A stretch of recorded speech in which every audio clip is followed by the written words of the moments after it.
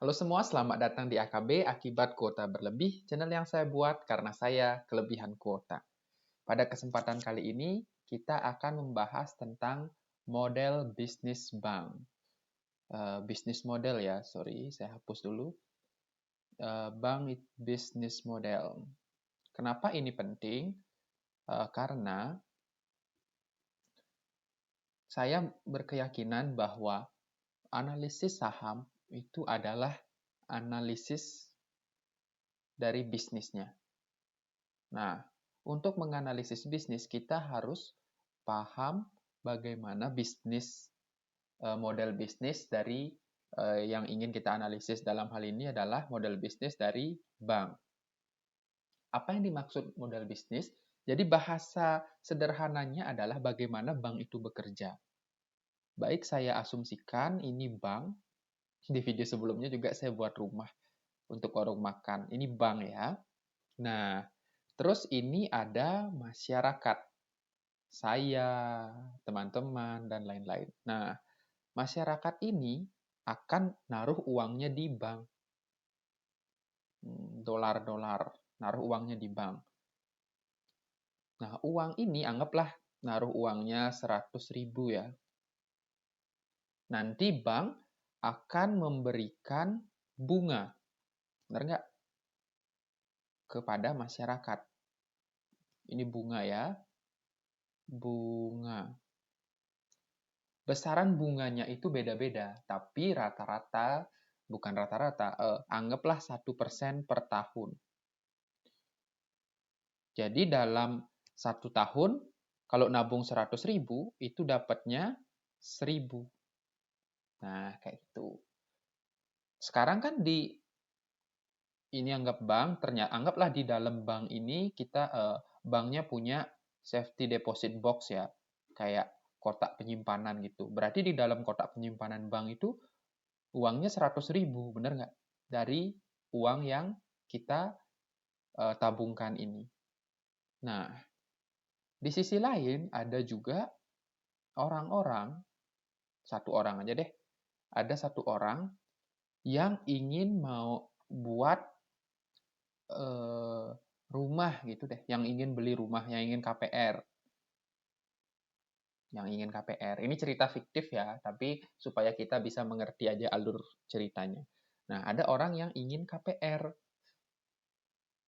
Orang ini, dia ke bank, minjem uang.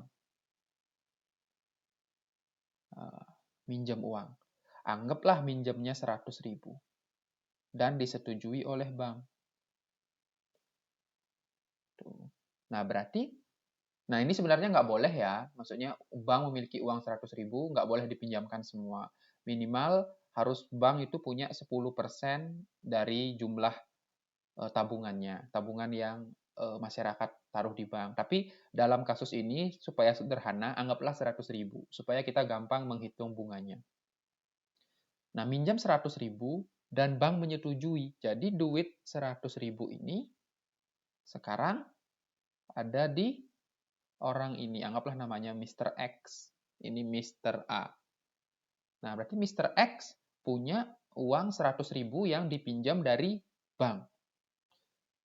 Nah, bank mengenakan bunga 10% per tahun. Jadi bagi teman-teman yang belum pernah meminjam bunga peminjaman di bank itu gede. Dalam hal ini saya anggap aja 10% per tahun kan. Nah, berarti dalam 1 tahun, si Mr. X itu harus bayar 10.000 ke bank. Benar nggak? Karena 10% dari 100.000 itu nilainya 10.000. Nah, sampai sini udah kebayang nggak model bisnisnya? Jadi, bank dapat uang dari peminjam, dan bank harus membayarkan uang ke nasabah dalam bentuk bunga. Oke, jadi kalau dibuat secara sederhana, uang masuk, kok saya pakai bahasa Inggris?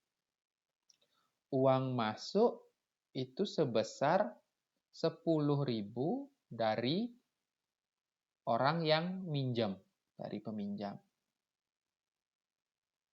Nah, sedangkan uang keluar itu 1.000 dari pembayaran bunga. Bunga ke nasabah. Bener dong, soalnya kan kalau kita nabung, si Mr. A ini nabung, banknya ngasih bunga sebesar 1% dalam cerita ini, yaitu 1.000 per tahun ya. Nah, berarti dalam 1 tahun, banknya sudah mendapatkan keuntungan kotor 9.000. Bener nggak? Enak dong jadi bank? Nggak sepenuhnya seperti itu. Soalnya dari 9.000 ini masih laba kotor. Laba kotor.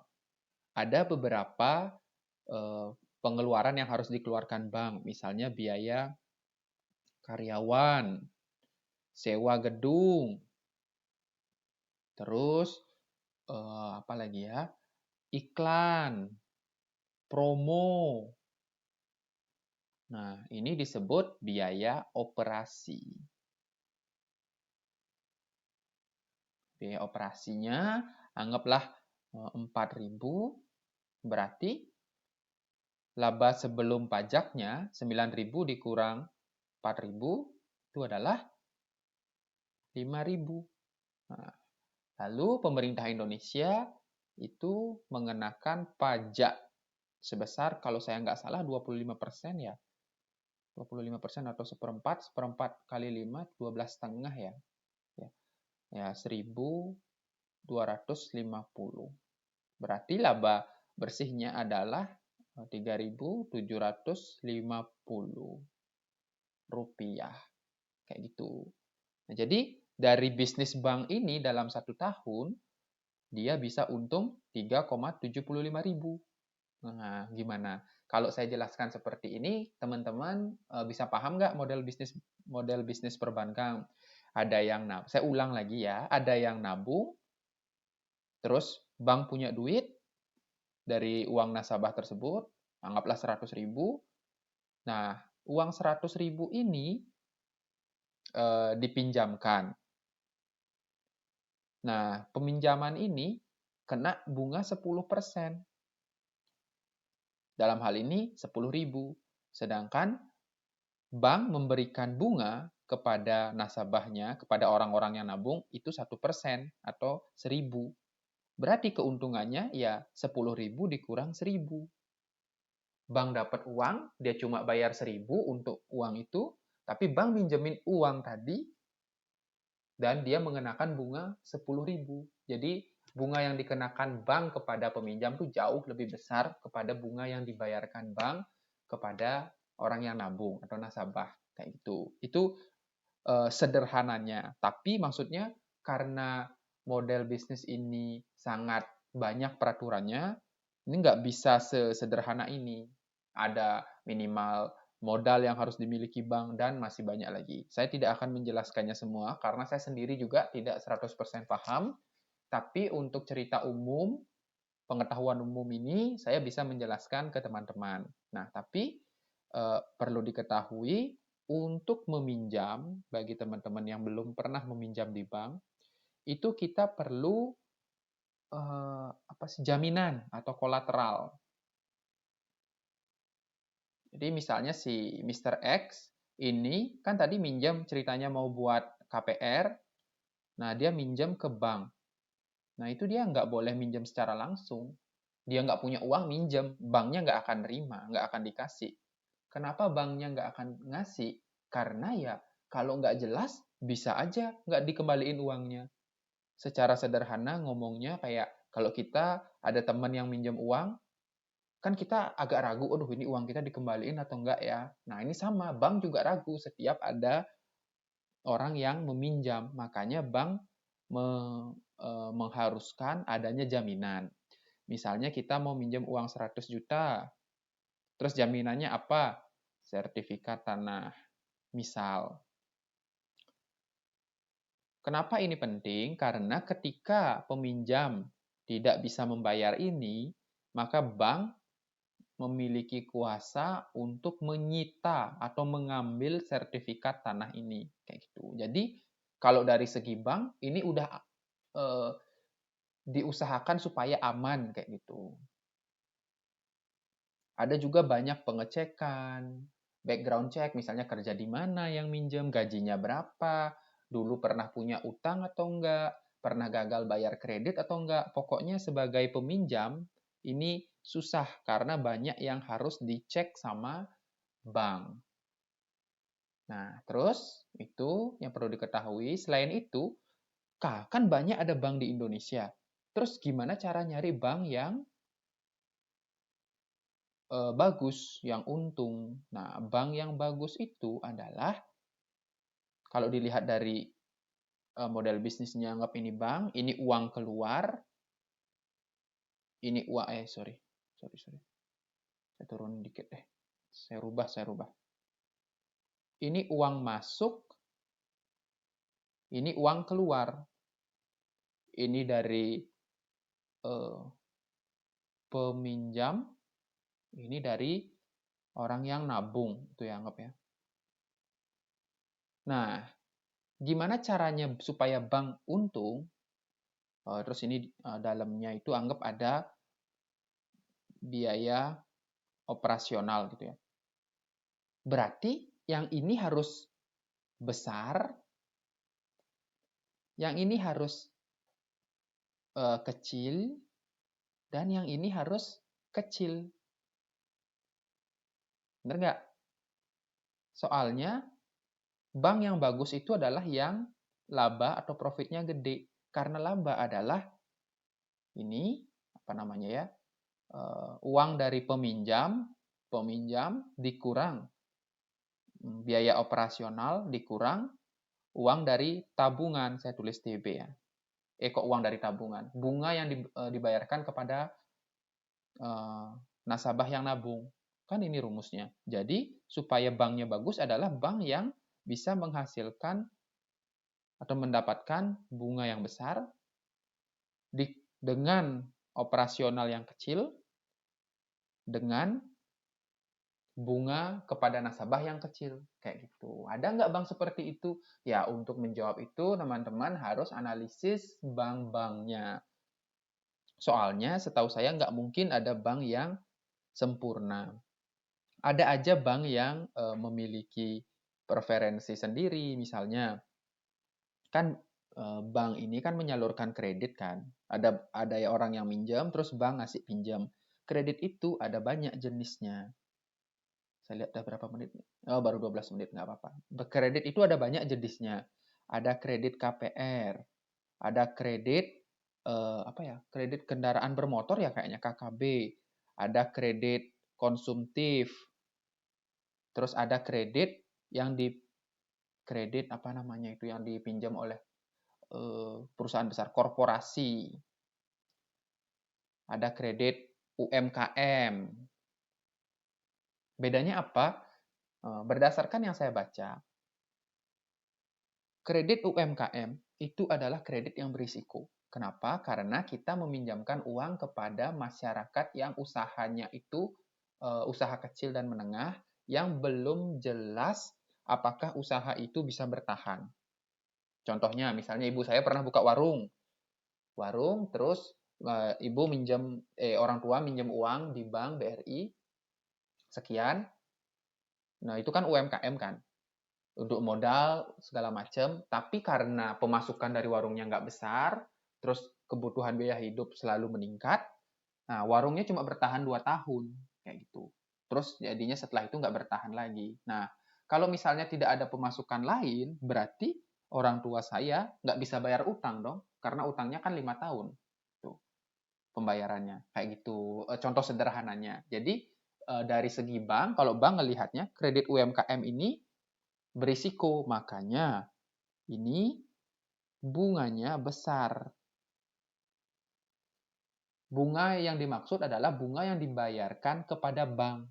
Jadi peminjam ngebayar bank besar, anggaplah 15%. Nah, kredit apa ini? Saya lupa ini. Kredit kendaraan bermotor ini umumnya singkat. Misalnya beli motor, kreditnya 2 tahun, 3 tahun. Bunganya nggak sebesar ini, soalnya kan motornya bisa disita kalau kita nggak bisa bayar kayak gitu.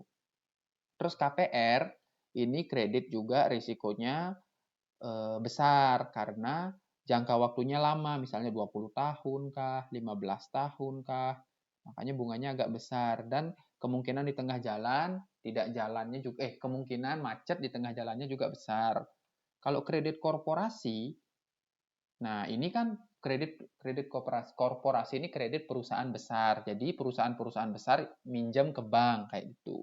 Nah, kalau perusahaan besar biasanya itu kan sudah gini ya, sistemnya sudah rapi, gajinya apa maksudnya pemasukan dan pengeluaran laba tahunannya itu jelas. Jadinya banknya bisa milih perusahaan-perusahaan yang bagus.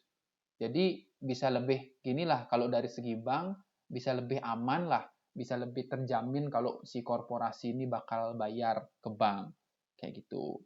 Nah, makanya kalau dari segi korporasi bunganya kecil. Tuh, dari korporasi bayar banknya itu kecil. Jadi kalau ada bank yang banyak ngasih kredit korporasi, kemungkinan pemasukannya itu lebih kecil secara persentase kayak gitu. Tapi lebih aman dibandingkan bank yang ngasih kredit ke UMKM. Karena di UMKM risikonya besar, jadinya bank memberikan bunga lebih besar kepada peminjam kayak gitu. Nah, misalnya ketika ada COVID, yang bank yang banyak ngasih kredit ke UMKM, KPR, itu akan kesulitan menarik uangnya atau kesulitan memaksa lah bahasanya para peminjamnya untuk ngebayar. Tapi kalau kredit korporasi, karena beberapa korporasi itu memiliki keuangan yang kuat, walaupun ada COVID, mereka kemungkinan lebih besar bisa tetap bayar. Kayak gitu secara sederhananya. Jadi saya ulang, mencari bank yang besar adalah mencari bank yang bagus adalah bank yang eh, pemasukan dari bunganya itu besar, dari kredit dari bunganya besar, biaya operasionalnya kecil, dan biaya yang dibayarkan kepada nasabah yang nasabah penabung itu kecil kayak gitu. Lalu selain itu juga bank yang memiliki sistem kredit atau penyaluran kredit yang aman. Aman dalam arti risikonya terjaga, tidak semua di risiko yang besar kayak gitu. Itu jadi banknya akan lebih kuat ketika ada resesi atau ketidakpastian global seperti perang Ukraina, Rusia, COVID dan lain-lain. Kayak itu. Nah, sekian dulu penjelasan saya. Adakah bagian yang tidak kalian pahami? Kok itu tanda tanya? Adakah pertanyaan? Silahkan ditulis di kolom komentar. Sampai jumpa di video selanjutnya.